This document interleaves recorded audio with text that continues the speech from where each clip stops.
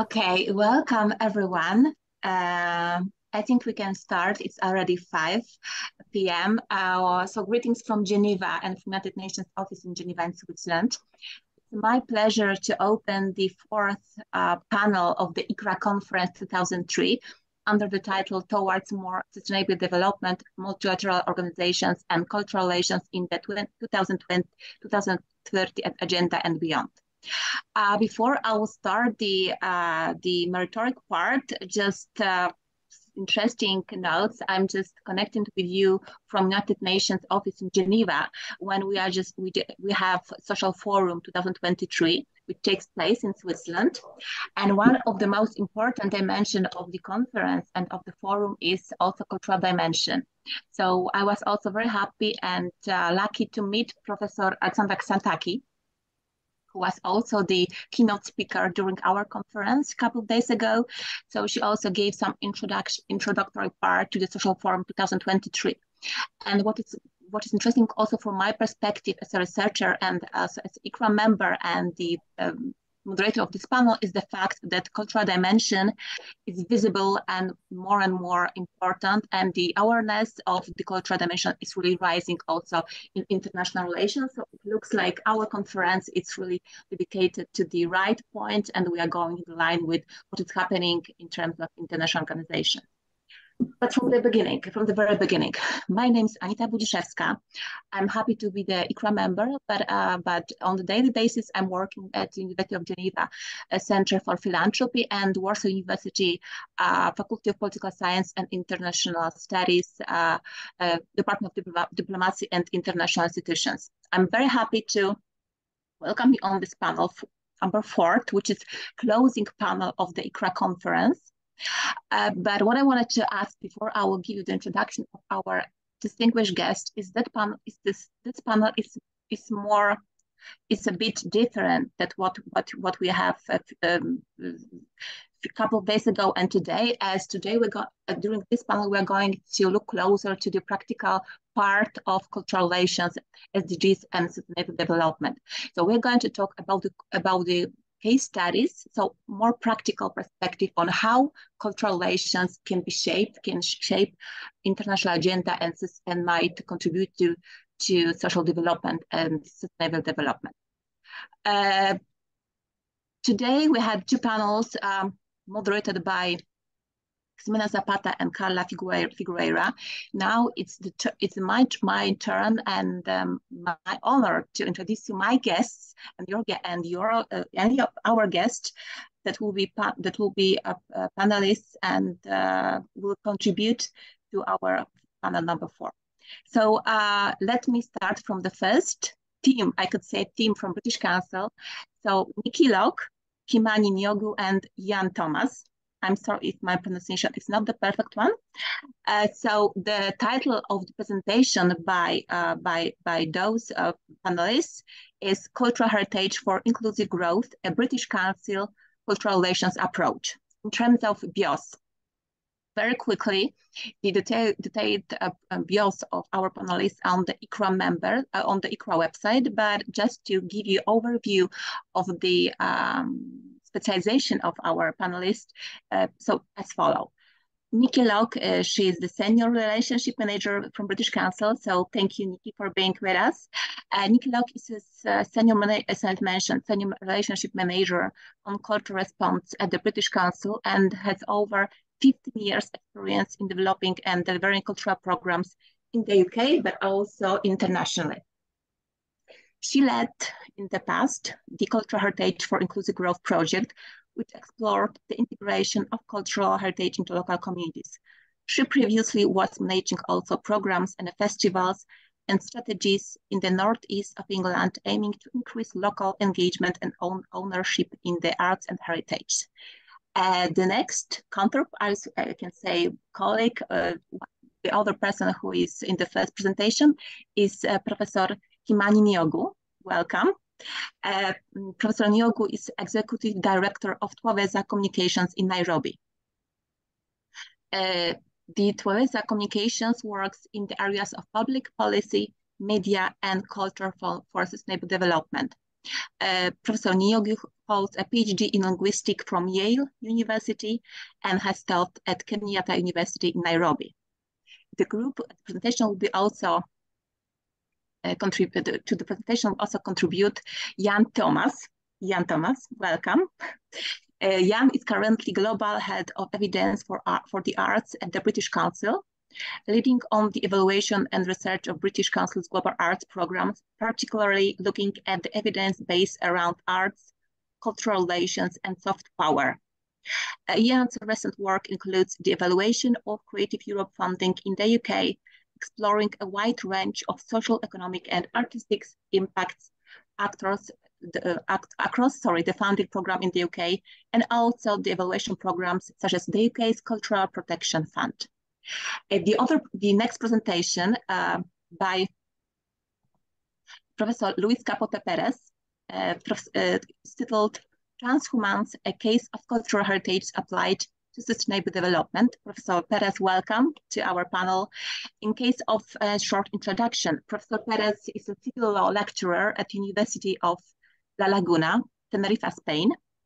He was also a visiting professor at the University of Sassari, Italy, and Opole in Poland, where he's a member of the UNESCO Cultural Chair, Cultural Property Law. Furthermore, he's a member of the Francisco Tomás y Valiente Cultural Cathedral of the University of La Laguna and alternate judge at the Provincial Court of Appeal of Santa Cruz de Tenerife. Welcome again, Professor Pérez. And now, Magda Janiszewska from UNDP. I'm very happy to have you on the board, Magda. And Magda is Youth Project and Monitoring Evaluation Analyst. It's the short version of the meal analyst. She's originally from Poland, but has background in psychology from the University of East London and a master's degree in immigration, mobility, and development from University of London. Previously, she worked with the British Refugee Council as an integration advisor and at the University of the Arts London as a student advisor. She also worked with organizations such as the British Red Cross, Age UK, and among others. Currently, she serves as a Youth Project and Monitoring Evaluation Analyst with UNDP Regional Youth Team, focusing on monitoring, evaluation, reporting, and project coordination. And last but not least, Manojna Yeluri. She will give us presentation under title Artistic Freedom, Cultural Rights Defenders, and Sustainable Development Perspectives. Manojna Yeluri, she is regional representative for the Pan America Program Artists at Risk. She's also the founder of the Artistic License and co-founder of the initiative Contracts for Creators. Manojna holds a Master of Law degree in Entertainment, Media, and Intellectual Property Rights Law from the University of California School of Law. So again, I'm very happy to welcome you on the panel number 4, and I think we can just go directly to your presentations. In terms of the structure again of the panel, after 4 presentations, each one has got around 50 minutes. I'll give you some signal if the time will be around those 50 minutes. After the 4 presentations, we open the Q&A session. So please make sure that you just make your notes and put your questions into the chat. Okay, so we'll start from the British Council team. Thank you again, and the floor is yours. Thank you very much, and a very good evening or good afternoon from a very dark, stormy Liverpool. So for this presentation, we're going to do this as a discussion with my colleagues Nikki from British Council and Professor Kimani. We would like to frame this as a conversation from both a global perspective, from a British Council perspective, but also from a local perspective, from a perspective from Kenya, and very interesting perspective from Kimani and being a partner in this program. Through this kind of next 10-15 minutes, we'd like to try and unpick some of the ingredients at both at a global level and a local level about our cultural relations approach around sustainable development. So just as a way as an introduction to cultural heritage and inclusive growth, This is a program which was born out of a 2018 research report that explored the notion of what cultural heritage could contribute to inclusive growth and sustainable development. The British Council then developed a pilot action research program, which Nikki led, and developed as a global program working across Colombia, Kenya, and Vietnam to explore how cultural heritage for inclusive growth as a global concept with local solutions. The projects were community and people-led, devised and managed with local partners on the ground, supporting local communities to promote their own cultural heritage, potentially leading to economic growth and improved social welfare. We took a wide definition of cultural heritage and intangible heritage. The programme has so far reached over 42,000 people globally and has supported over 110 organisations. At its heart is a people-centred approach to the programme. And this people-centred approach has enabled trust building and bespoke programming that addresses the needs of target populations and communities within each unique country context. And what we would like to explore kind of over the next 10 minutes is the ingredients that this program has taken to a cultural relations approach, so how it has facilitated exchanges and collaborations amongst local cultural heritage stakeholders between the UK and the countries overseas. So this is very much a discussion that takes a kind of global perspective and a local perspective to try and unpick the practical ingredients or the cultural relations process, which is at the heart of this program. So I'm going to turn to my two colleagues here, and we're going to kind of ask three kind of key questions over the next couple of minutes. So focusing to Kimani and the local kind of Kenyan approach. What does the cultural relations approach mean to you, and how would you describe it from your perspective? Thanks, Ian. Really a privilege to be here to talk about cultural, relations. I think you really did use a word that is critical in my understanding of cultural relations, and the word you used was people-centeredness. I think that for me, the roots of cultural relations are the people in their diversity, in their complexity, in their contextual situatedness.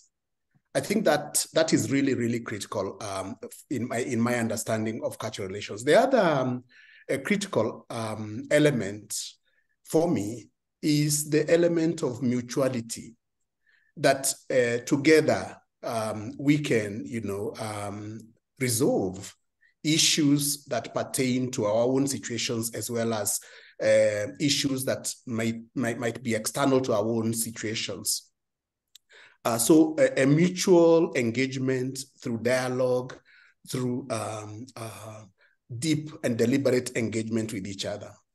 And I think that at the core of that mutuality is really the ability to listen much more to the other side other than to our own voices. And I think that when we do that, when we put listening to the other side, to the other person on the other side, we don't not only become better ourselves and understand our own cultural situatedness, but also their own situatedness. I also imagine the term reciprocity as reciprocity as well as respect, so that when we do cultural relations, in my understanding, we do cultural relations that respects the other side, that gives space to the other side to articulate its position and its own understanding of the world. And finally, in my understanding, it's really the ability to take a global problem or a global concern and look for solutions from local contexts. And that when we do that across the board, we would be able to have a very deliberate, sustainable, people-centered, reciprocal relation. And so that's my understanding, Ian, of cultural relations, at least from Nairobi. Thank you very much. And I'll turn to Nikki in London from a global perspective and global program lead and your perspective. Okay, thank you so much. And just to repeat, it's really lovely to be here with everyone. Thank you. Well, I think there's not really that much that I can add to kind of Professor Kimani's amazing answer there, apart from, I guess when I thought about this question, what does cultural relations mean? And, you know, if you think about it, it means kind of mutual, positive, equitable relationships between two or more cultures to kind of create shared and beneficial outcomes. So then what that means for me is what's really important in this is the approach and the process and the how we do this and how we work together. And so it's really a journey. You know, that's what it means to me. It's a journey between two or more cultures or different actors working together and figuring out how they relate to each other through understanding, respecting, and celebrating each other's cultural diversity.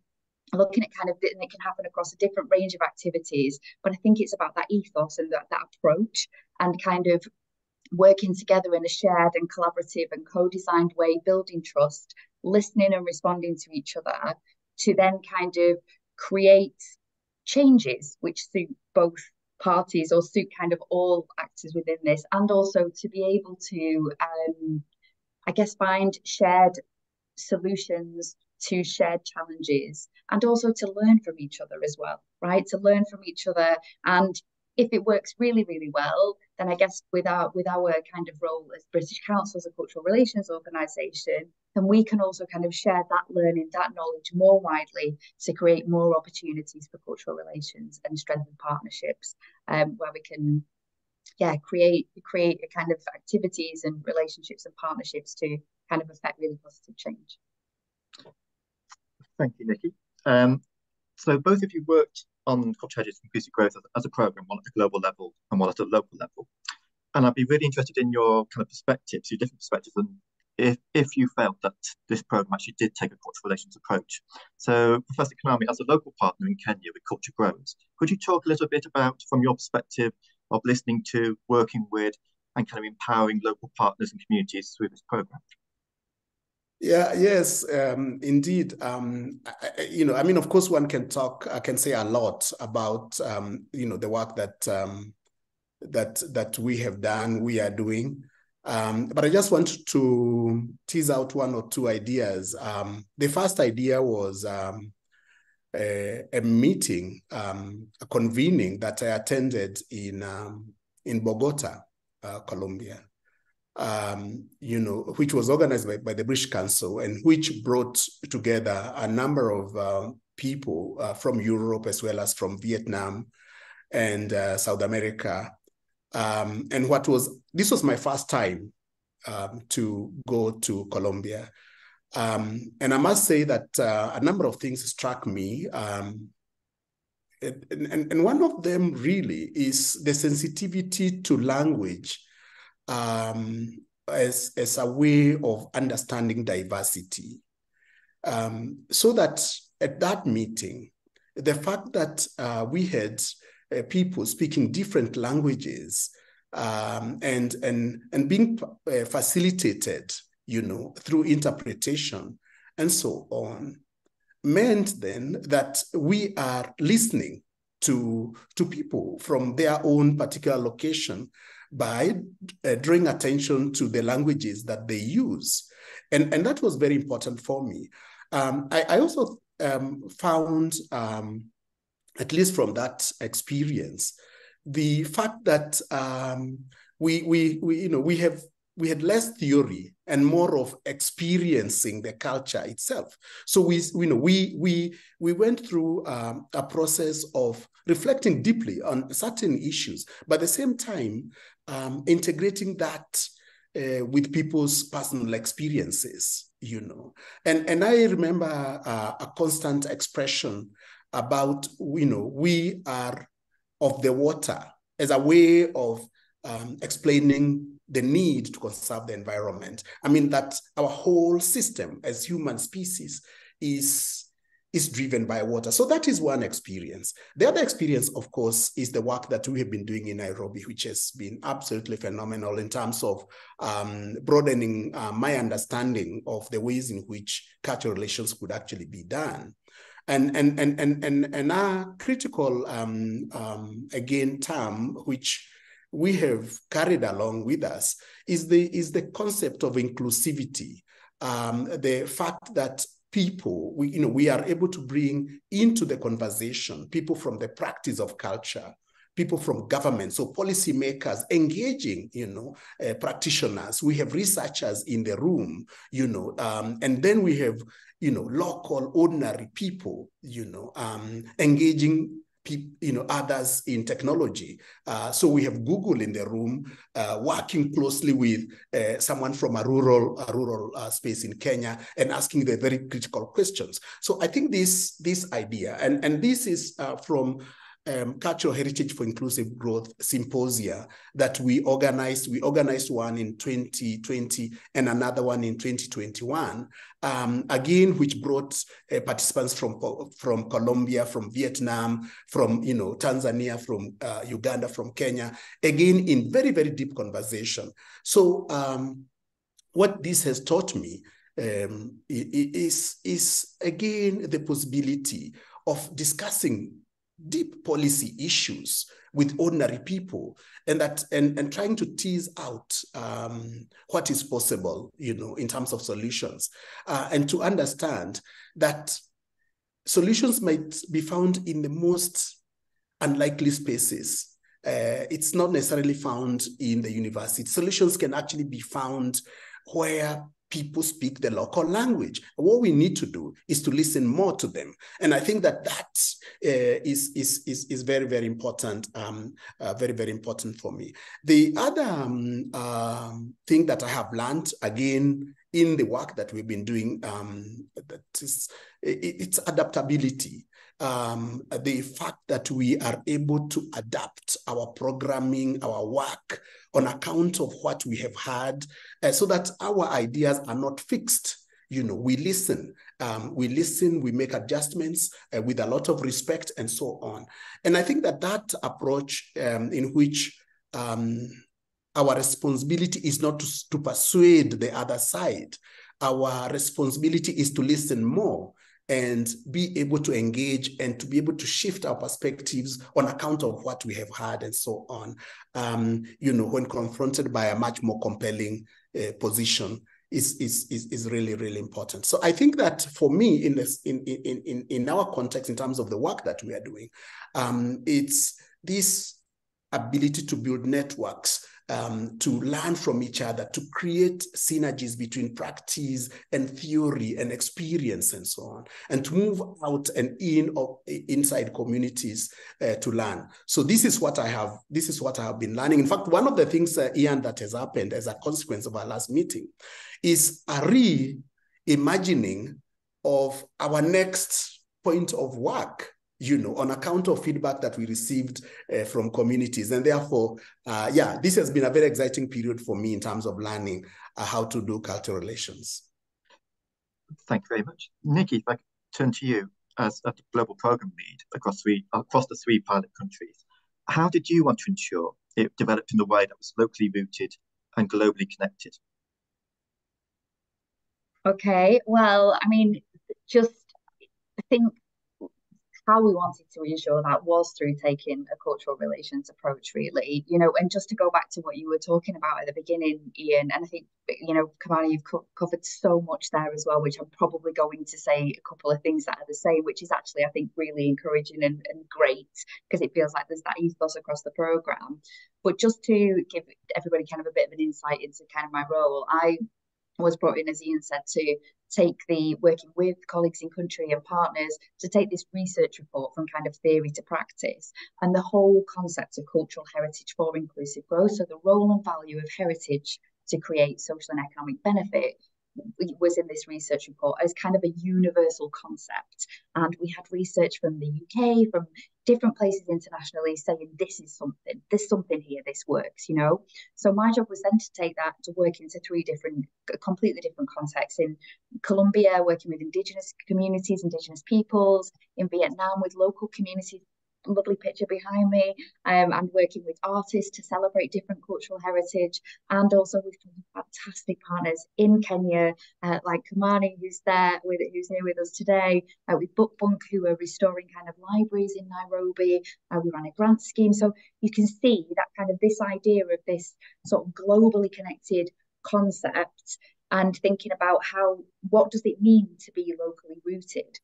And how can we make sure that we can kind of be on a journey together which can kind of explore and just really uncover what the role and value of cultural heritage is in sustainable development in a way which was flexible. And so it wasn't one size that fits all, really. So what we tried to do was really create this kind of flexible framework, which was filled by the people and the communities that we were working with. And it was almost built and developed as we went along. And that was also really driven and underpinned by a people-centered approach. This was the thing that connected us all. And actually, we learned about this as we went, and we learned about what it meant and why it was important through listening to communities in Colombia who were saying, we want to strengthen our cultural heritage first, and then we'll find out what opportunities we think it can bring. So, you know, looking at agricultural practices and then thinking about their traditional recipes, and then thinking about how they can bring tourism in to the communities to share their food and their traditions with them. You know, so we have all of these kind of these really great locally rooted, driven initiatives by local people, by local communities, with partners. And then my role really with the team, with everybody, like Kimani said, bringing people together at different symposiums and conferences, was to kind of look across all of that, listen, respond, build, learn together as we go, and kind of think about how we could share that learning more widely. But the people-centered approach, the journey, the flexibility was the most important. Brilliant. Thank you, Nikki. So final question, conscious of time. So very briefly, so Professor Kimani, what did you felt was the key difference that the programme made through taking the cultural relations approach? Well, I think it is really the opportunity for people in the practice, practitioners in the cultural space, especially younger practitioners, to learn and to be on the same table with policymakers and people in technology, for example. And that there was, in my view, a tremendous opportunity for learning and skills development, in addition to, of course, the sharing. I do think that one of issues that, again, we have continued learning and appreciating, and that we have picked, is that, you have to be able to work with people from design all the way to execution. And I think that the assumption that you can parachute and initiate a project in a local context, in my view, doesn't work. I think the way you do it is you build a trust. You listen more to local context in terms of their priorities. I mean, most of the work we have done, in fact, we've done work that is extremely uncomfortable. I would imagine even to the British Council. And we had conversations that were really rather deep because they were driven by local, players and actors and so on. So I think that one of the things we have learned from this, and the difference for us, is to listen more, to build trust more, and then to accelerate as we move forward. And I think that, and of course, the skills development. So that's the way I would do that, Ian. Thank you very much. And Nikki? I think, sorry for interrupting you, we'll briefly just need to go to other presentation, but I was happy to hear your final remarks. I also have some comments regarding your presentation, because it was your discussion, but you touched the core issue of how we understand cultural dialogue and cultural relations per se. But I see we have few questions already on the chat, so I will just stop here. Nikki, your final words, okay, from you, and then we will just move go to the other presentation. Thank you. Yeah, no problem. I think the thing that the impact really from taking this cultural relations approach is sustainability. And because we've kind of, like Professor Kimani said, and like Ian's mentioned, we worked right from the very start with that sense of co-design, collaboration, working together, building as we go, learning what it is, understanding the process. And, I think that's kind of the biggest impact that it's made is around that sustainability, because it's local. It's about partnerships and relationships and supporting each other to kind of create and keep creating, affecting change in the longer term. I'll leave it there. Thank you so much. Again, you touched the core issue also in terms of how we understand the relations and the importance of local context, which is also one of the most considered area when it comes to discussion at UN, for example, what I just saw today. Thank you so much. I'll stop here, but it's not the end. I will just go back to your presentation later on. I'll give the floor now to Professor Luis Capote-Pérez. To your presentation, it's more, it's not so wide, it's more specific. Professor Luis, 15 minutes for you. Thank you so much. Could you please unmute yourself?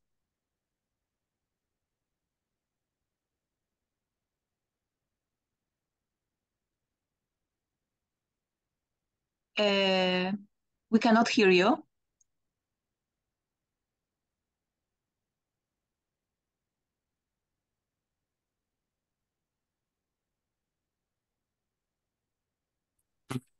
Okay, can you hear me now?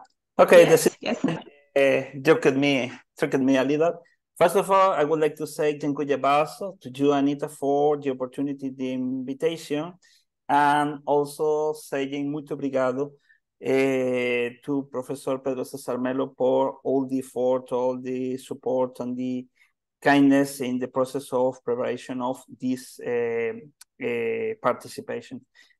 Okay, I would like to talk about transhumance, a case of cultural heritage that could be useful in the area of sustainable development.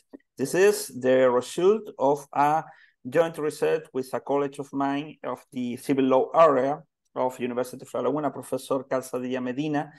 And okay, I'm the sole presenter, the sole communicator, but at last this is the result of a joint venture.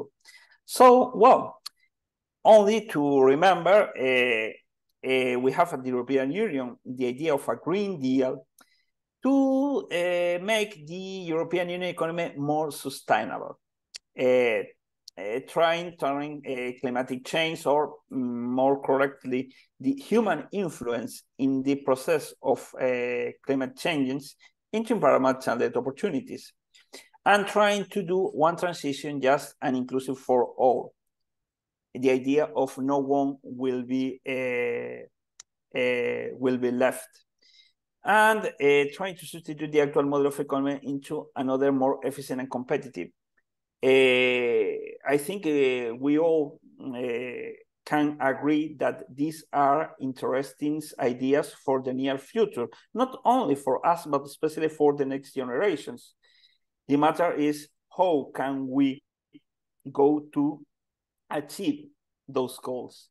Because, well, at last, how can maintain a balance between our actual and present leveling way of life and all the needs that we have to afford if we want to be successful in this Green Deal? At last, we are living in the days of the 2030 Agenda, and Sustainable Development Goals as a constant expression in our days since 2018-19. At last, we have 17 goals, 169 targets, the idea of reducing poverty and advancing well-being for all persons in 2030, in 2030. Okay. We have the deal, we have the objectives, but at last in this agenda, in this list of sustainable development goals, we know where and when we are, we know when are we, would you like to stay in at the end of the this period of this year of 10 years, but the question, the matter is how, because the agenda doesn't introduce the idea of how are we going to achieve that. So the idea of talking about transhumance is, okay, why don't we take the material cultural heritage? Why don't we take some kind of traditions to apply them in this general objective of the Sustainable Development Goals? The example is transhumance. Okay. Transhumance is a tradition in many countries, and in Spain, in my country, it has a very, very long and in Eastern historical tradition from the days of the, especially from the Middle Age. And it's now part of our cultural heritage, but has also a point into the natural heritage. And at last, natural heritage is the idea of having a sustainable development in the area of natural resource, and cultural heritage, the idea of protection of our all the things we have that define who we are, where we come from, and where are we going.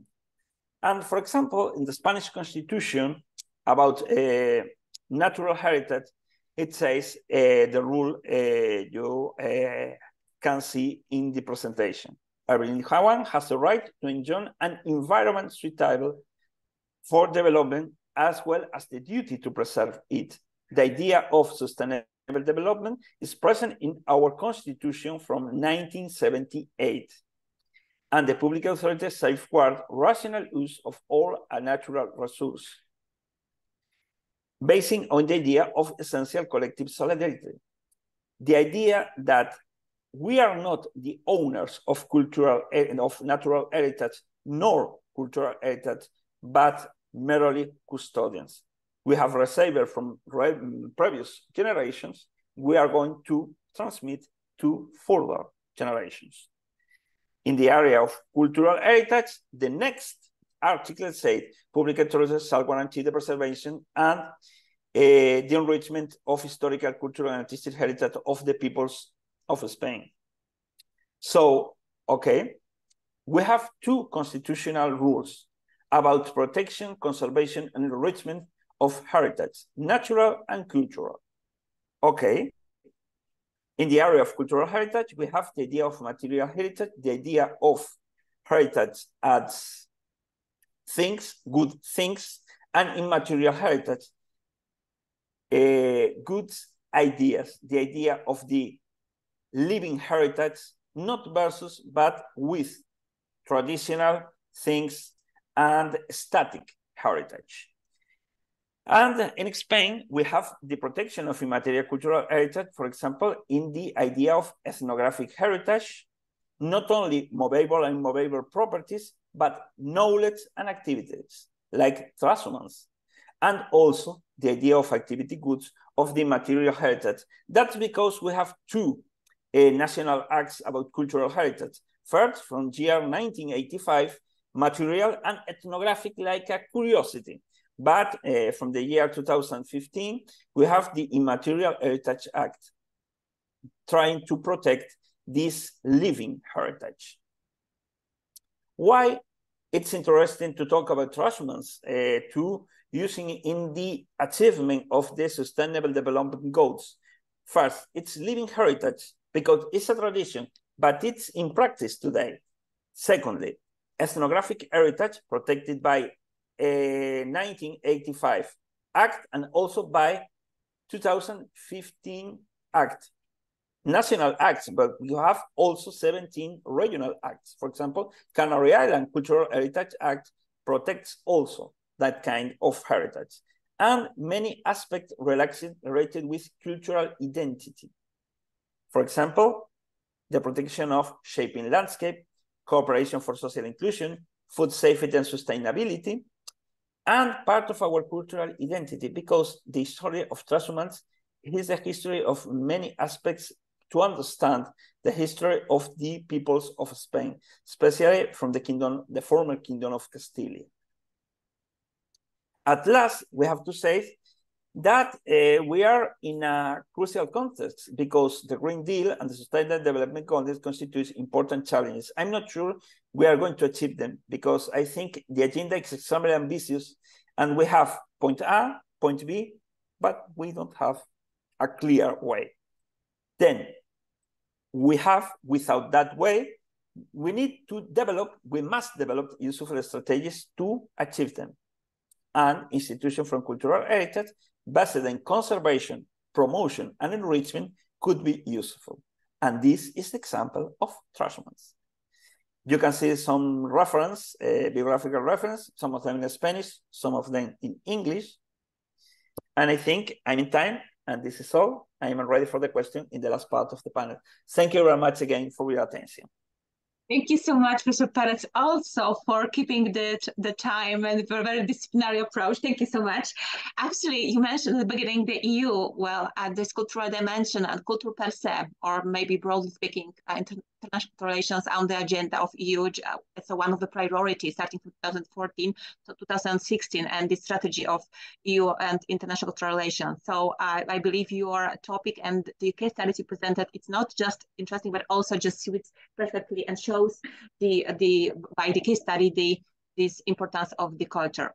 But again, I will stop here without comments, further comments. I'll give smoothly the floor to Magda Janiszewska from UNDP, the leader of the youth program and the Arab region case study. Please, Magda, the floor is yours. Thank you very much, Anita, and good afternoon, good evening to everyone on the call today. I feel very honored to be on a panel with so many esteemed colleagues and listening to very interesting presentations and discussions. So as Anita already introduced me, my name is Magda Janiszewska. I work with the Regional Bureau for Arab States as a youth project and no analyst. I know we've said that I focus mainly on monitoring evaluation. That's just my title. I do everything, as everyone else on my team does as well. So without further ado, I'm going to give a very short presentation before we move on to the next panelists. Sorry, I'm really bad at sharing screen on any actual outlet from the beginning. Right. So today I want to talk about the importance of youth meaningful engagement in the example of the Arab region. So the Regional Bureau for Arab States of UNDP, the United Nations Development Programme, works with 17 country offices that you can see listed on the left here. And ooh, something just, sorry, I don't know what just happened there. Okay, let's try again. Right. And the youth is currently a very trending topic in the region, as it's currently home to the youngest population in the world, with over 100 million young people between the ages of 15 and 29 years of age. Also, the youth unemployment is very high in the Arab states and the fastest growing in the world as well, and has been really impacted by the COVID-19 pandemic and went from almost 20% in 2011 to 26% in 2022. Also, Arab women's economic participation is the lowest in the world, with 25%. These are statistics from 2022. I believe the situation has already progressed to worsened. So currently we have quite a big group of young people in the region that needs comprehensive assistance. So just to explain where this has started from, we started off with an activity called Youth Leadership Program. And can you see my notes? I don't know. I have two screens, and then I can see that here I don't have notes, and here I have notes. We see everything. No. We just see just presentation. Okay, great. Right. You would think that after 3 years of working on Zoom, Teams, and other outlets, we would really master the technology, but it seems to defeat me every time. Apologies. So we started with an activity called Youth Leadership Program. We started that in 2015. It was mainly focused on capacity building of young people, sustainable development goals, gender equality, and social innovation. For the first 2 years, we for the first year, we worked with just the youth, and then we started working with the local partners, such as NGO, social society, civil society organizations, youth-led organizations, associations, and so on.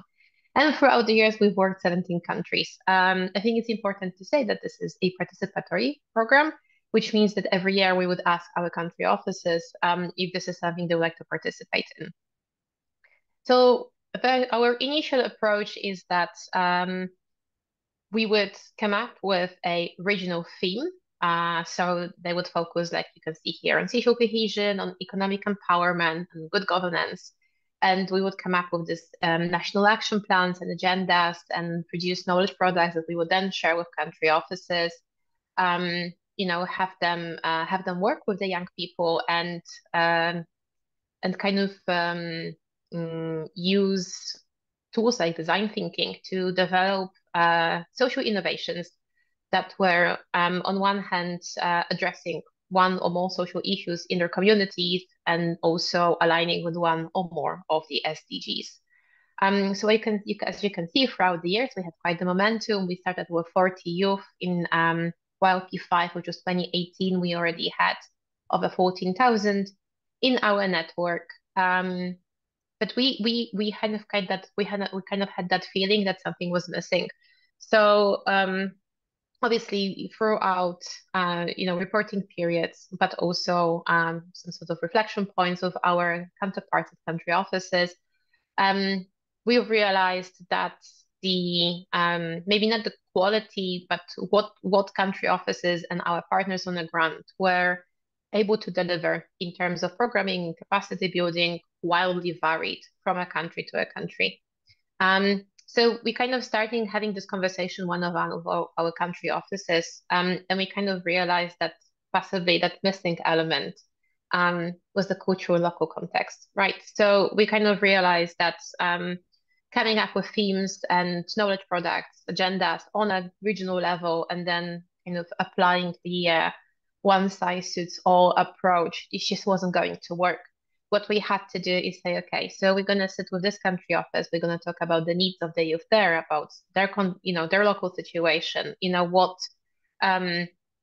What exactly needs to be done in order to maybe close a gap somewhere, right? And then we started quickly realizing that the youth programming that was necessary in Tunisia was wildly different what was necessary in Egypt. So after YLP5, we've taken this decision to, we actually have taken two decisions. One was that we will leave the format and the agenda, even the theme, to the country office contextualized, right? What was important for the youth in that context, but also, and that leads me to our second decision, was that just targeting youth and their capacities was not enough. That there was so many layers that had to be addressed in order to actually create real impact and see long-term results of our work, that we finally realized that the approach of giving a series of trainings across months, sometimes weeks, and then handing in a certificate saying congratulations and then never seeing them again is probably not the best approach. And we've then decided that we need something more comprehensive or something more holistic. And that is how we decided to adopt a portfolio approach. So what is a portfolio approach? It's completely new to UNDP or other UN agencies, and it kind of moves away from one objective, one goal, one project, one approach delivery to having what we call sometimes a statement of intent or a purpose, where there is a one very wide overarching statement of intent that you can call a vision if you like. However, under that umbrella, we have multiple different projects that kind of complement each other and address different issues, right? So in addition to YLP, the Youth Leadership Program that is addressing capacity building and the kind of individual level. Here's our statement of intent. So youth in the Arab region are empowered as change makers and contributing to the achievements of the SDG. Now, how that looks varies from a project to a project, from a country to a country, from an intervention to an intervention, right? So we kind of realized that not only one size doesn't fit all, but there is lots of different sizes and approaches. So we have then moved away from having that to creating 4 pathways, namely impact entrepreneurs, community builders, policy shapers, and future-ready job seekers. And around those 4 pathways, we have different programs and different initiatives that also then further contextualize to their specific country. So Magda, sorry, in terms of the presentation and your slides, we see the second slide, the third slide. Yes, that was what I was asking before, if you can see my notes, because if you can see my notes, I'm doing something wrong. I thought it's okay. No. We just stopped here and for some reason. So sorry for interrupting you. But so no problem at all. I just don't know how to switch that off completely. So you don't see my notes, basically. Well, we saw just for the long time the third slide, and I think that you just maybe for some reason stopped and you didn't change the slides. But I'm not sure. No, it just seems that you can see my notes, but I don't know how to switch that off. I'm really sorry about it. Shall I just leave this as it is here, because now I can see you can see my notes. As you prefer. Sorry again for interrupting you. No, not again. Please do. Where was I? Right. So for example, future ready job seekers, we currently piloting a program in 4 pilot countries in Tunisia, Morocco, Jordan, and Egypt that focuses specifically on green skills, green transition, and green economy. Right. This is a newly developing sector in the Arab region. We kind of recognize there is this match between the supply and demand when it comes to skills and the labor market. And then on the other hand, with impact entrepreneurs, we have another project that is currently run in Lebanon and Palestine that focuses specifically on capacitating and supporting startups and SMEs, small medium enterprises. So that was one element when we realized that we really have to have more nuanced understanding and approach to how we do our delivery, but we also kind of understood that we can't just work with the youth. It's great that we are capacitating entrepreneurs to support them to start their own businesses and startups. But for example, in Jordan, or at least a year ago was like that, in Jordan, on average, takes about 341 days to register a business. So it's great that they have this capacity we've given them and those skills, but then we let them back into the real life, and it turns out that there's just no enabling environment, right? So that was the second level we decided to move into. So yes, great, we are providing capacity building, but also we need to be working with policymakers, creating an inclusive policy environment, and then also including youth as the policy users and co-creators. So I'm sure that most of you are aware that the start of the Arab Spring was in January 2011, and since then, in many countries, the youth are seen as a challenge, not a partner in development, right? So what we are trying to do is that on one hand, give youth those leadership skills, but on the other hand, actually, work with all the key stakeholders in the environment to connect them and create this relation, an open dialogue between the youth. It can be anything between ministries, civil society organizations, think tanks, whoever might be a key stakeholder in that environment, once again, depending on the country. And then we've realized that we also need partnerships. I mean, UNDP usually plays the role of a conveyor, and we have the expertise, we might have the knowledge products, but we don't have all the resources, tools to deliver on everything that we want to deliver on. So we've realized that we need those partnerships and resources to deliver this, and that's why instead of delivering everything from scratch by ourselves, we partner, for example, with the Ministry of Foreign Affairs in Denmark, or a couple of foundations in the Gulf, namely the Arab Youth Center and the Big Heart Foundation. So this was our kind of understanding that existing and working in a vacuum, and not only in the vacuum of our capacity building to the youth, but also the cultural vacuum of not contextualizing of what we were doing and realizing how important those relations are was our massive challenge that I hope we are on the way of overcoming. And we also, made us listen more. I think a good example, and I'll finish on that note, a good example was my recent conversation with our colleagues at one of the country offices. We are currently testing a youth curriculum on climate change and environmental awareness.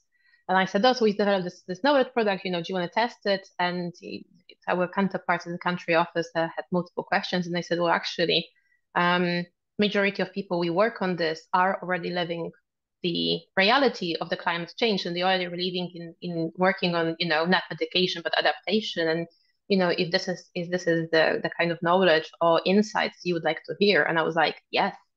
I mean, grassroots inputs on how we can, in a way, improve our knowledge product is exactly what we want to be hearing. And then what might be working in that specific context can be then taken in another context, right? So what we've done in Somalia can be then maybe replicated in Tunisia. So I'm sorry about the mishap with the presentation. No, it's okay.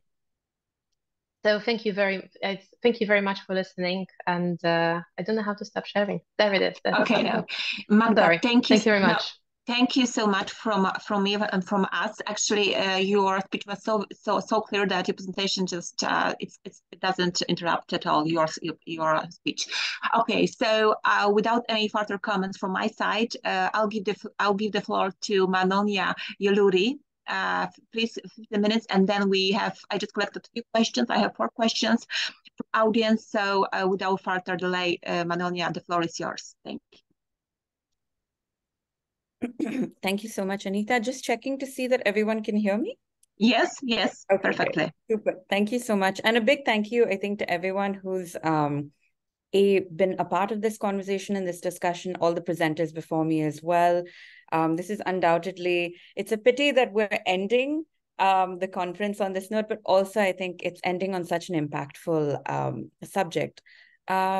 Just to quickly make sure that I am able to share screen.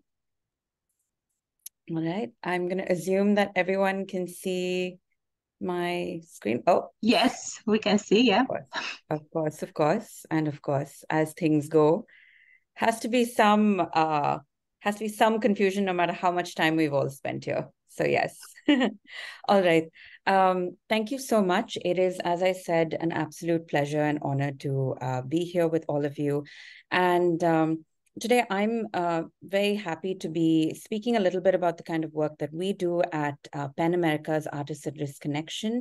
I'm the Asia Regional Representative. I'm based out of India, and my name is, as I've said before, is Manojna. Please feel free to call me Manu, and my pronouns are she, hers, and her. And today, of course, I think in many ways I have the pleasure of wrapping things up, if you will, with this panel discussion by establishing the link between artistic freedom, cultural rights defenders, and the Sustainable Development Agenda.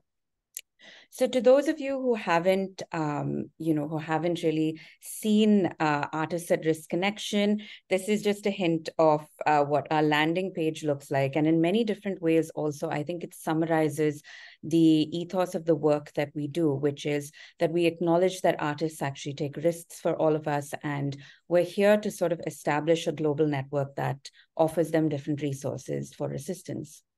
So very briefly, to just offer some perspective on how we work, and this is really going to help us set the context, if you will. Artists at Risk Connection is a program of PEN America. It was established in 2017. To those of you who may or may not be familiar with PEN and specifically PEN America, the PEN chapters are all autonomous chapters, but are dedicated to the notion of protecting and upholding freedom of speech and expression. And of course, PEN America is one of these chapters and has been working for a very long time in upholding free speech and expression again, through its various programs. And then back in 2017, there was this acknowledgement that artists or cultural rights defenders, as we like to address them also, they often fall through the cracks because they're neither considered human rights defenders, neither are they often identifying as writers or journalists. So there was this recognition that, there was this need to find resources, accumulate resources, and really ramp up efforts to try and protect artists or offer assistance to artists who themselves find themselves at the front lines of so many social justice movements, and find themselves in precarious situations. So hence, ICRRA, or Artists at Risk Connection, was born. And since 2017, we've been able to assist more than 900 artists and cultural professionals from over 71 countries. And we do this, we aim to uphold artistic freedom and the right to free expression by sort of adopting a threefold approach. We focus on connecting threatened and persecuted artists to various resources that they need. We help facilitate cooperation among human rights and cultural rights and arts organizations. And of course, we are very, very mindful when we amplify the stories and the work of at-risk artists in a bid to raise visibility of the field of artistic freedom. Again, very broadly speaking, we are sort of a team within a team. And I think, again, despite the fact that we do work very remotely, I must admit, we do end up sort of working in silos, but also very much as a team, and we pick things up from each other as well. And very broadly speaking, we sort of divide our remit into protection work, international programs, advocacy, and research. So by protection work, we are really focused on connecting threatened artists to different resources that already exist. And at the same time, we're very much, we are in the position to vet and vouch for their processes. We handhold them. We have a jot form available on the website that artists can use if they find themselves in positions of risk. And then we have a dedicated team that helps connect them to these different resources. We're also happy to share that more recently, we've been able to offer emergency and resilience grants of our own. These are limited in nature, but the idea is to keep increasing our capacity to be able to do that as well. And of course, we also have dedicated resources and trainings specifically focused on general safety and digital safety for artists. The international program, which is really where you will find a lot of my work and my colleagues' work situated in, approaches a regional hub approach. So while we have the main offices, if you will, based out of New York, there again was this understanding that if we were going to look at things from a global perspective, then that would only be enabled if we had partners from different parts of the world. And so I have, as I've already mentioned, I'm the Asia regional representative. And then we also have hubs based out of Latin America, Africa, Middle East, Eastern Europe, and we're sort of trying to grow these hubs as much as we can. Primarily, our job is to connect the regional and grassroots networks to each other in a bid to enable more regional solidarity and cooperation, and then, on a more global scale as well. And finally, of course, advocacy and research, where we are really putting out a lot of statements and at the same time publishing reports that highlight, different aspects of censorship or different kinds of threats and challenges to artistic freedom, again, across regions, globally as well as regionally as well. You will find, of course, all of this on our website. And this is really just to establish some context of the work that we do and then how we really see this connecting to the subject at hand, which is sustainable development, which is definitely something that, of course, I think the dynamic between artistic freedom and sustainable development is something that is being spoken about, that is being explored in a greater way now, and which is wonderful because it really speaks to the urgency of the situation as well. So what do we really mean by artistic freedom? If we borrow, the definition that the UDHR offers us, for instance. We understand that it's really a collection of rights. It's the right to create without censorship or fear. It's the right to have artistic works being supported and distributed. Again, it also captures the right to mobility, freedom of movement, freedom of association, and of course, the right to participate in cultural life as well. Just building on this a little bit more, what is the possible connection, even within frameworks, between culture, artistic freedom, and the Sustainable Development Agenda? So if we look at the SDGs, we will find that there are it doesn't necessarily articulate cultural-based goals as well as artistic freedom in particularly direct ways, but these are things that we can read into the existing Sustainable Development Goal framework. In our case, when it comes to artistic freedom, we find that this is articulated in SDG 16 with an emphasis on, the target of ensuring public access to information and protecting fundamental freedoms in accordance with national legislation and international agreements. So then something else that we often sort of refer to is the 2005 Convention on the Protection and Promotion of Diversity of Cultural Expressions. My sense is that many of us here are familiar already with the convention, and to those of us who aren't, again, this is a wonderful convention that really sort of seeks to add a lot of impetus to the Sustainable Development Goals and really looking at various human rights issues through a cultural lens as well. So as I've already mentioned, again, the 2005 Convention really gives a lot of emphasis to the promotion and protection of artistic freedom as a pillar of the fundamental freedom of expression. So you can see that we're already beginning to tie things together, how sustainable development goals and sustainable development sort of tie into this idea of artistic freedom. And of course, acknowledging that artistic freedom includes the right to participate in cultural life.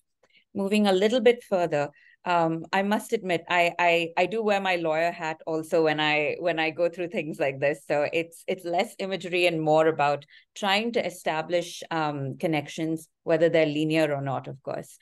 So coming back to the 2005 Convention, and its emphasis, of course, on cultural diversity, it very much is also acting with this, it's very much reinforcing this intention that cultural diversity is an essential requirement for sustainable development. This is, again, something that we see in Article 13 of the Convention, which talks about integrating culture within development policies at all levels in an effort, of course, to create sustainable development, and thus, creating a much more binding commitment to signatories and otherwise.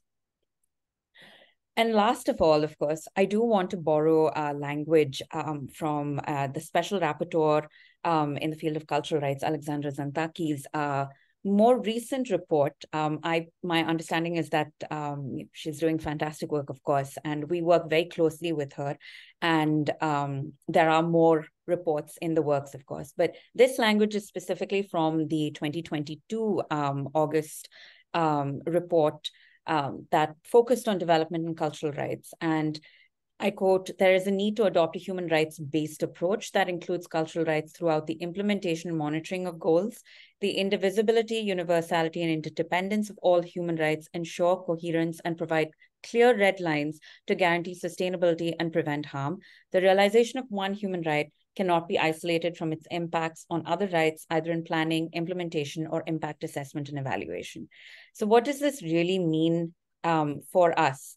To us, it sort of puts everything together, that even though, as I mentioned earlier, we can't necessarily establish linear connections, and perhaps we don't necessarily need to, the idea of artistic freedom, as we began, is about several rights, including the right to participate in cultural life. We understand that culture is the right to participate in cultural life is a fundamental human right. At the same time, it is an inherent quality to establish any kind of sustainable development. So it's all sort of connecting one piece into the other. And then finally, I'd like to emphasize a definition that we really, really believe in, something that actually I believe Farida Shahid the first special rapporteur of in the cultural rights actually came up with, which is a cultural rights defender is a human rights defender who defends cultural rights, which includes the right of all to take part in cultural life without discrimination and artistic and scientific freedom. So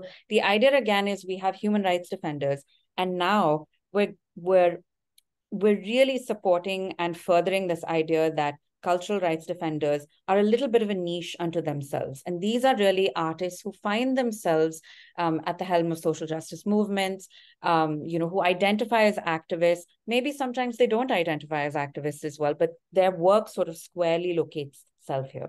I do want to be mindful of time. So something that I do want to touch on very, very quickly is two case studies that we draw from our work. One of them is Fahmi Reza, who is a political cartoonist and graphic designer from Malaysia. Fahmi is very well known for his work, primarily because he's very outspoken about it as well. He is, again, somebody that we have been in touch with extensively and that we work with extensively. A simple Google search will reveal, unfortunately or fortunately, that Fahmi is, he's always in and out of detention because Fahmi's protest, a protest practice, if you will, is a continuous one. His artworks primarily deal with the country's 3 Rs, according to him, which is race, religion, and royalty. So more recently, a lot of his work has been critical of the monarchy. And he's accumulated hundreds and thousands of followers on social media, which is also a very important platform for him to organize and for him to disseminate a lot of information regarding, again, pro-democratic values and the importance of free speech and expression.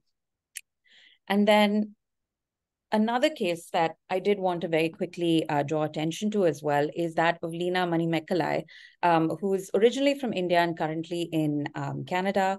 Leena is an Indian filmmaker. In July 2022, she's always historically been somebody who has used her medium as, has used film as a medium of protest.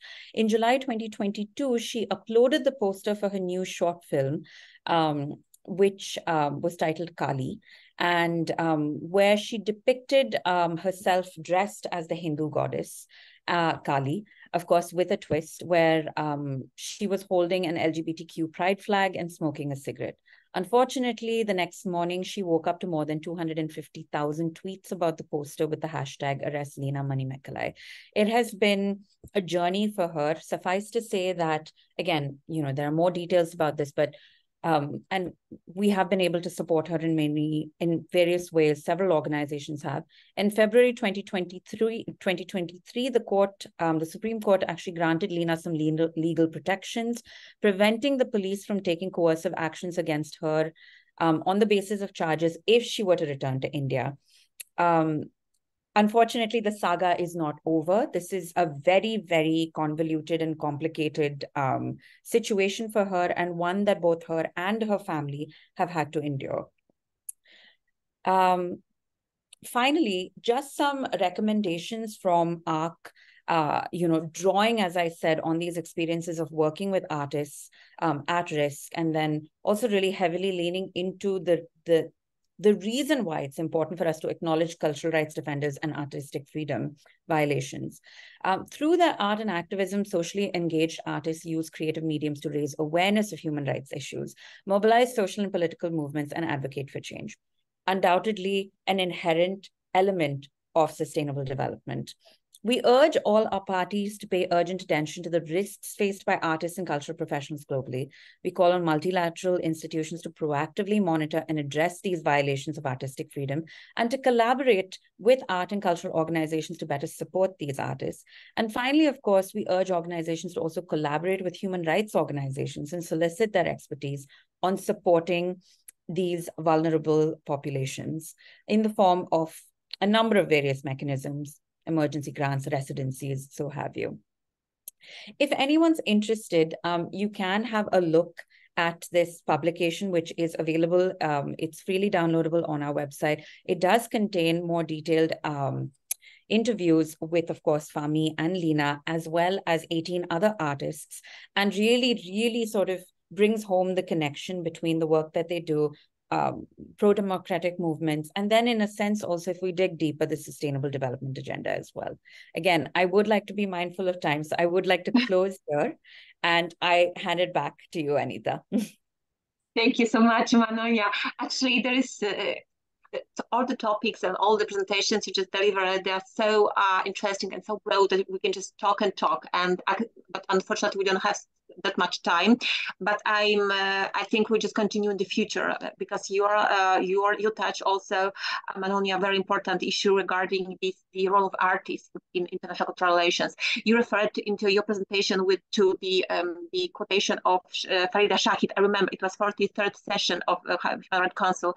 I know the documents from the session, but also Karina Benonu, she was also the UN reporter of cultural rights, and she also mentioned the specific role and the importance of artists. So I know very well of this topic. So super that you also give us another perspective on international cultural relations. But we have 15 minutes according to the timetable, but we are happy to have more minutes if it's necessary. But I have here 4 questions, okay, from our audience. Thank you so much for them. And I will just, if you're okay, I will just divide them into 2 groups. The first one, the 2 first questions refer to the first presentation of British Council team. I may call you like this. So I will read them, okay, and I'll ask you for taking the floor and for the answer. So the first question from El Karit. Thank you so much for the question. I'm reading it. The question is to Kimani. The British Council believes that the cultural relations create trust and understanding. Do you agree with this? Or do you think that trust and the willingness to listen have to exist first before cultural relations can work?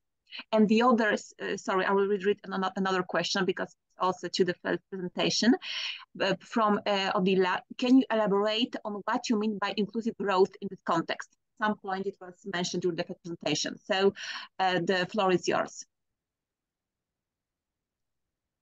Yeah, maybe let me respond to that question on what comes before what.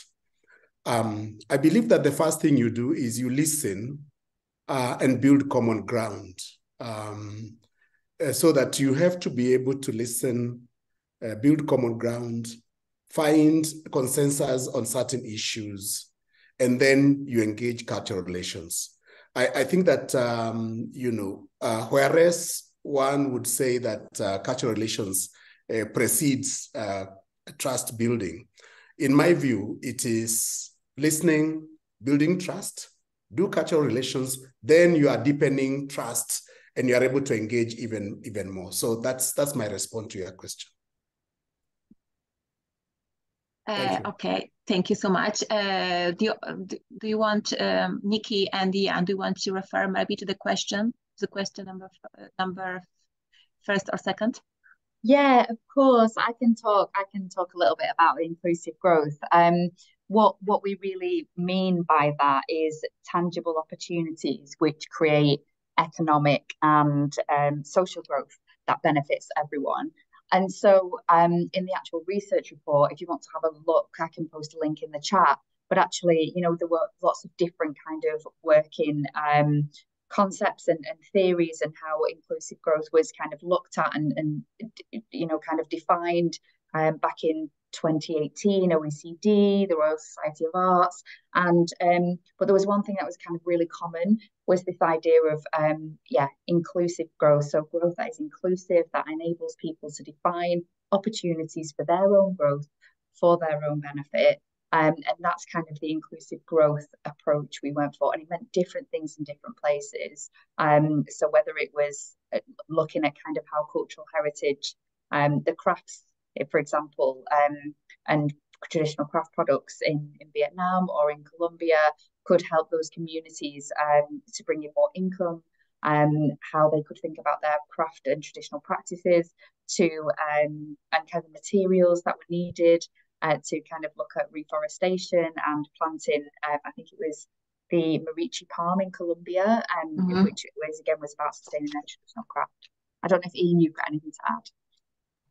No, I've just put the report in the chat, and also James Perkins put in the essay collection that we just launched as well, which looks at some of this human-centered development, people-centered development, and cultural relations. So yes, the 2 links are in the chat.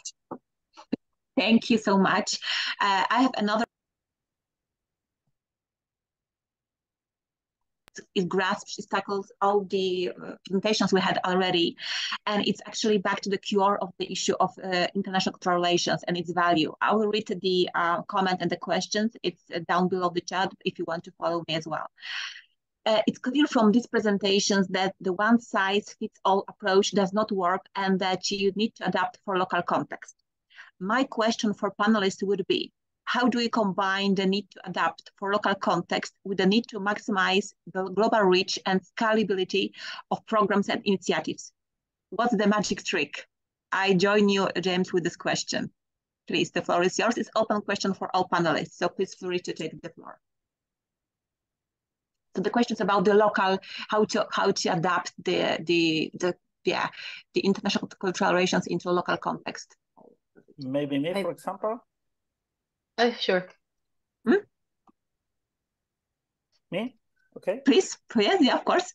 Okay, well, I think if we have to talk about magic tricks, we have a serious trouble because we will be introducing some kind of X factor. And I think it's one of the matters we have to think about because, well, the idea of act locally but think globally, it's very interesting. But, well, in the general context of trying to give all the people all over the world the idea of living in dignity and with a sustainable basis for a good living, it seems it doesn't really perceive the problem that every people could have different interests or different conceptions to that approach. So I think the idea of one way could be trying to apply analogically solution from one country to similar countries, similar regions, when we have some kind of similar cultural heritage. In the example of transhumance is not exclusive from Spain, it's not exclusive from Europe. So let's try to think about how we can apply it, and we can work together, not only making divulgation of the Spanish experience with transhumance, but also receiving experience from transhumance from all over the world. It could be a place trying to, not to act globally, but try to act spreading the message when it could be affordable. I think it could be a possible magical trick, some ibidi-babidi-boo to do that.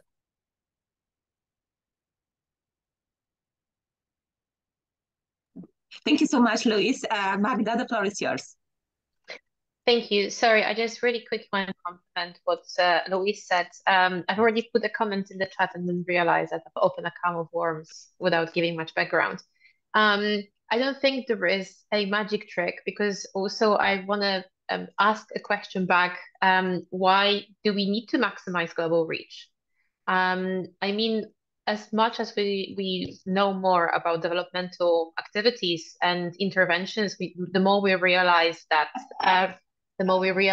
local interventions may not be scalable or replicable.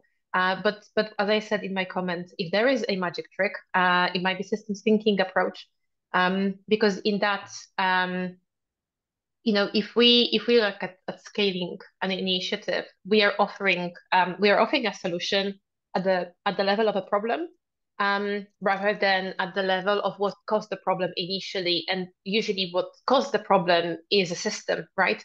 So, and what is also at the core of a systems thinking or a system is the humans themselves, right? So, so maybe that very traditional approach to having to maximize the reach and make it global and scalable is something we've tried and didn't actually work. So maybe let's try, looking more towards more complex and sophisticated ways of looking at development and interventions by drawing a boundary of a system, looking what's in that system, looking at the root causes of a problem rather than just, slapping a plaster on an open wound that's gushing blood. So yes, my magic trick would be testing systems thinking approach. Thank you. Thank you so much. Any other reflections, any other answers? If not, we do have a few questions more. I'm also searching for magic trick for that, James. So I'm happy also to learn about it. Do we want to take the floor? Somebody from the panelists, if you'd like to take the floor with the question and contribute. If not, there is a question, also another question from Odila. I will read it. Isn't the second example an example that civil society per se can have ambiguous impacts? I believe it was the question. It was the question to Magda. No. No, I suspect it may have been for me. I'm not. Oh, yes, sorry, Manojna. Sorry. Yeah, no problem. And it's interesting because I was just in the process of actually writing the response. But yes, if I may, Odila, I think you're raising a very, very important point. You are absolutely right that there definitely were ambiguous or unpredictable, let's say, responses even and that's definitely something that I did want to also convey by bringing up the example of Lina as well, because I think that it speaks to the complexity and layers of these issues. For instance, in the case of Lina, she primarily received backlash from the community. It was also very much motivated by political parties in the country. So as I said, it's a very layered, complex situation, definitely not something that I can do justice to in a minute. Because again, when you look into these issues, there are several issues. For instance, Lina's problem touches Lina's artwork rather touches on issues, of the LGBTQI community and depictions there. It talks about religion, which is always a tricky subject. It also talks about when we say race, especially in certain South Asian contexts, India specifically, there are, race and racial differences, of course, are manifested often as caste-based discrimination and differences. So there are a lot of layers that are actually associated with this. The fact that Lina is also a woman, the fact that we're talking about a media like film. So it's all to basically say that, yes, 100% the backlash was also from the community. And perhaps this actually goes back to this notion that I think we've been unpacking in this discussion, that there is no one size fits all formula. So as much as I think we're trying to find a solution, we also have to acknowledge the fact that every situation will demand more work from all of us, I suppose, but also a different situation. So I do appreciate you bringing up that point. It is a very valid observation. So thank you. Back to you, Anita. Thank you so much. Thank you also for the question. And the last question for now is a comment on the question. Over the course of this conference, it's to all panelists, so please feel free to take the floor if you want. Over the course of this conference, we have often come back to the core, the foundational importance of human rights, including cultural rights, in sustainable development. Could panelists reflect on the role of cultural relations, organizations, and initiatives in promoting and defending human rights? The floor is yours.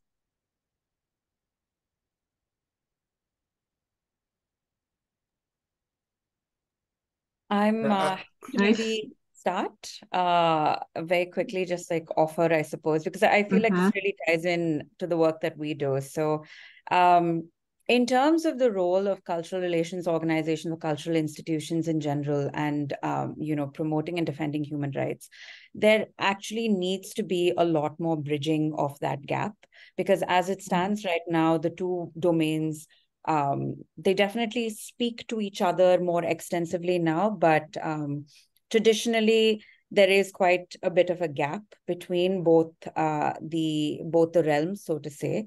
Again, the work that we do at Artists at Risk Connection really hinges on connecting the two domains, because we're primarily looking at artistic freedom, we're looking at cultural rights, and then we're trying to look at it from the lens of human rights. So there are a number of different ways I think that those gaps can be bridged and that they should be bridged. Everything from advocacy and even discussions and moments like this. And really, I think going to Kimani's point, and I'd like to hand it over to him because I think we both had something in mind. But I do believe that Kimani has been saying that, putting a lot of emphasis on the idea of listening. And I do want to end my point and hand it over to him on exactly that note. I think there's a lot of listening that both realms need to do for each other. Kimani, over to you, please. Thank you very much. I absolutely agree with you. I mean, our organization, we are members of the National Coalition for Human Rights Defenders. So we work very deliberately with human rights organizations, and we take, and I think that there is need for cultural relations organizations to bridge that gap. Sometimes if they are not able to do that directly, but they can work with other institutions that are more, kind of more engaged in terms of those freedoms. And I think that it is opening the opportunities to do that. We have taken positions which are really critical. And if you take the view that cultural activists are human rights defenders, then really you must kind of also be interested in human rights. So I want to agree with this position. Thank you so much. Is any other voices? Actually, I have my own questions, but we are just far beyond the time, so I will just not read it, but just to maybe a few comments before we just go to closing remarks.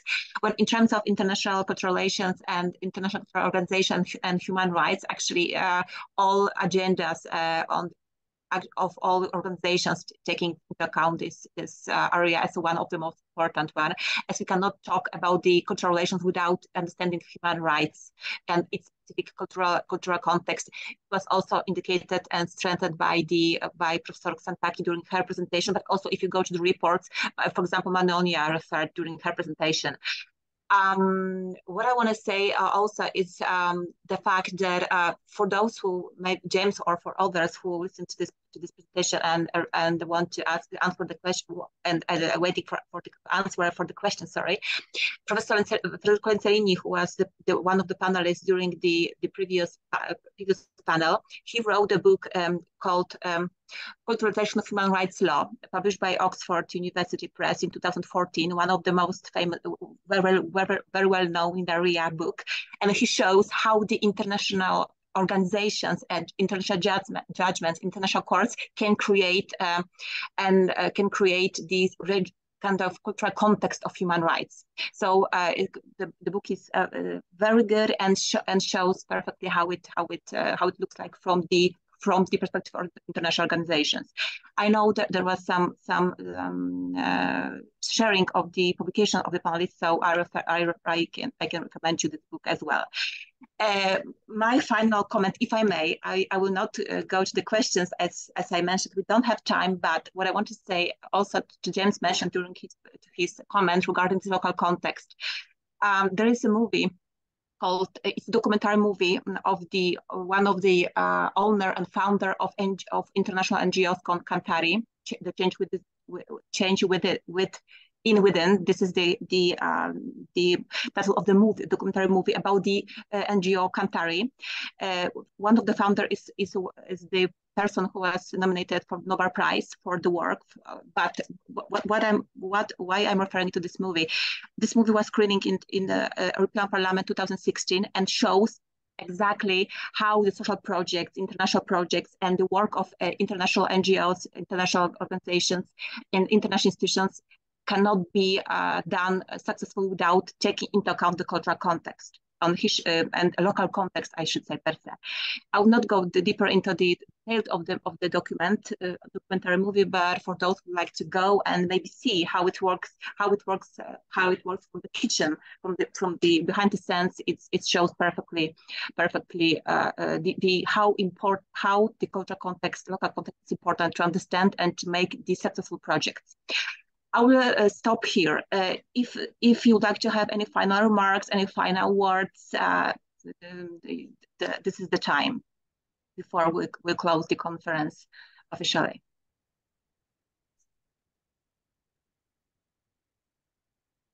If not, yeah, Kimani.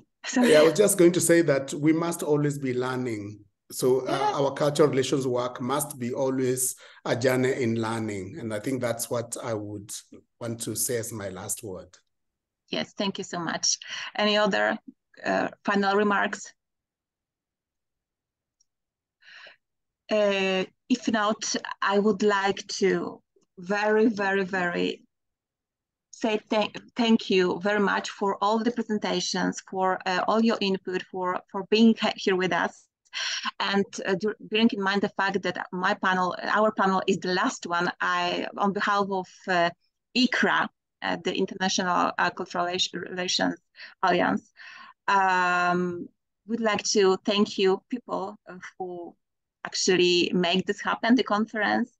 So I will start from the very beginning, but probably I do hope I will not miss anybody, but please accept our huge thank you to all speakers, audiences for the contribution during all panels and during the keynote speakers presentations, the network members for their contribution in consolidation and speaker invitation and moderation, the translators, of course, technical staff, and finally the ICRRA conference team.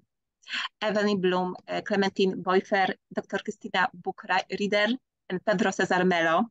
I do hope my pronunciation is not so bad, so all the surnames are correct. But also on behalf of all ICRRA members, all moderators, and all people who participate in the conference, I would like to say a huge thank you. First of all, to two organizations that make this happen. In terms of institution, this is of course British Council and the Austrian Institute for Auslandsbeziehungen. I'm sorry if my pronunciation is not that right. And the people who actually benefit greatly to the organization. This is Dr. Odile Tribel from IFA and James Perkins from British Council. Huge thank you. And I need to say that usually when we have such great conferences and few days conferences, usually we cannot see sometimes the work of the people who really done the majority of the job. And in this case, it was Dr. Odila, first of all, and James. So thank you so much. For those who would like to join ICRRA, on the chat, there is a link to our website, so you can learn more about us, about ICRRA, about British Council, IFA, and what we are doing and what we are planning for the future. What can I say more? We are planning to have some small follow-up, so policy briefings will be released 8th of November. So we will send you the details by email, so please stay tuned with us, and you are very welcome to join and to be our community. Thank you so much, and if there is no other comment, I think we can just close the conference here. So thank you again, and enjoy the weekend. Thank you very much, Anita. Thank you, everyone. Thank you. Good weekend.